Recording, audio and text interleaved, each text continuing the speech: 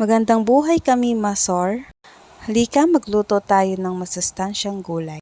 Meron ditong repolyo, carrots, at ground pork. Gusto ni JC na siya daw ang mag-voice over. Yes, ito ay. That's yes.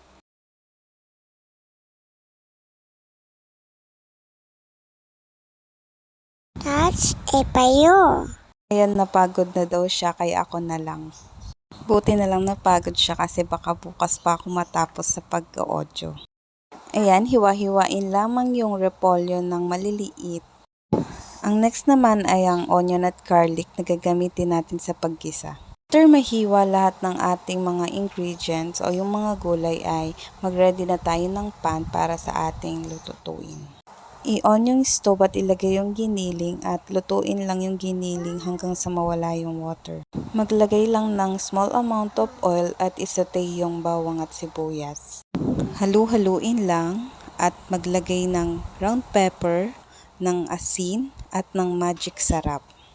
Maglagay din ng oyster sauce at haluin yung ground pork.